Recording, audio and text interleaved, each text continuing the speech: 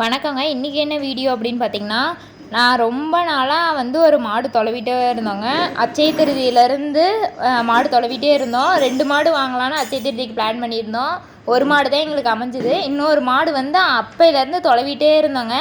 மாடே எங்களுக்கு அமையல. நாங்கள் பார்த்த மாடெல்லாம் எங்களுக்கு பிடிக்கல. நாங்கள் எதிர்பார்த்த பட்ஜெட்டில் இல்லை. அதனால் மாடு இவ்வளோ நாள் தொலைவிட்டே தான் இருந்தோம். ஃபைனலாக இன்றைக்கி தான் மாடு அமைஞ்சிருக்கு. இந்த மாடை நாங்கள் வாங்குறதுக்குள்ளே பார்த்தீங்க அப்படின்னா பல பேர்த்துக்கிட்ட நாங்கள் திட்டு வாங்கிட்டோங்க. ஏன் அப்படின்னு பார்த்தீங்கன்னா, நாங்கள் ஃபஸ்ட்டு சரி ஓகே மாடு 2 வளர்த்தலாம் அப்படிங்கிறதுல தான் நாங்கள் மாடே வாங்கினோம். அதுக்கப்புறமா சரி ஓகே இதையே ஒரு பிஸ்னஸாக ஸ்டார்ட் பண்ணலாம் அப்படின்னு சொல்லி நாங்கள் இன்னும் மாடை எக்ஸ்டெண்ட் பண்ண ஆரம்பித்தோங்க. ஆனால் நாங்கள் ஒவ்வொரு டைம் மாடு வாங்கும்போது பார்த்திங்க அப்படின்னா, எதுக்குப்பா இவ்வளோ வாங்கிட்டு இருக்க போதும் அப்படிங்கிற பேச்சு தாங்க நாங்கள் அதிகமாக கேட்டோம். இப்படி பல தடைகள் வந்துச்சுங்க. இருந்தாலும் நாங்கள் எடுத்த முடிவில் நாங்கள் கான்ஃபிடெண்ட்டாக இருந்தோம். ஏன்னா நம்மளோட எய்ம் என்ன அப்படிங்கிறது அவங்களுக்கு தெரியாது இல்லையா? அதனால் யார் என்ன சொன்னால் என்ன அப்படின்னு சொல்லிட்டு எங்கள் முடிவில் நாங்கள் ஸ்ட்ராங்காக இருந்தோங்க. இப்போ நாங்கள் மாடு வாங்கிட்டோங்க. ரொம்ப நாளாக தொலைவுனதுக்கப்புறம் எங்களுக்கு இந்த மாடு அமைஞ்சிருக்கு.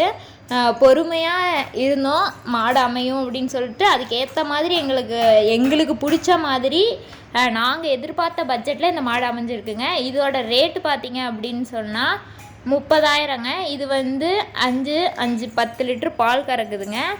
நாங்கள் கறந்து பார்த்து தான் வாங்கிட்டு வந்தோம். இது பார்த்தீங்க அப்படின்னா கிர் கிராஸுங்க. ஃபைனலாக எங்களுக்கு பிடிச்ச மாதிரி மாடு அமைஞ்சிருச்சுங்க.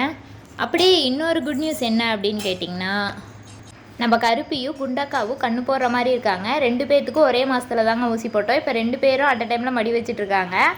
2 பேர்த்தில் ஃபஸ்ட்டு யார் கண்ணு போடுவாங்க அப்படிங்கிறத நம்ம வெயிட் பண்ணி பார்க்கலாங்க. ஏன் இந்த காம்படிஷன் அப்படின்னு பார்த்திங்கன்னா, இப்போ நம்ம வெள்ளச்சிக்கும் நம்ம தங்கத்துக்கும் காம்படிஷன் போச்சுங்க. அதில் பார்த்திங்கன்னா நம்ம வெள்ளச்சி தான் ஜெயிச்சா. வெள்ளச்சி காலையில் கண்ணு போட்டால், நம்ம தங்கம் அன்றைக்கி நைட்டே கண்ணு போட்டா.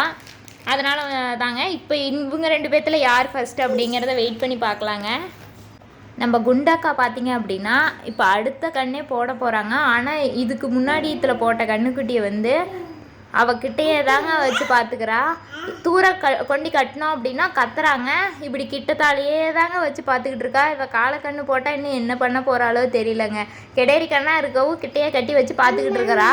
காலக்கண்ணாக இருந்தால் இவள் என்ன பண்ணுவாளோ தெரியல. வெயிட் பண்ணி தாங்க பார்க்கணும் இந்த இது என்ன கண்ணு போடுறா அப்படிங்கிறத. சரி ஓகேங்க, இந்த வீடியோ பிடிச்சிருந்தா மறக்காமல் நம்ம சேனலை சப்ஸ்கிரைப் பண்ணிவிட்டு அப்படியே இந்த வீடியோவுக்கு ஒரு லைக் கொடுத்துருங்க. தேங்க்யூ.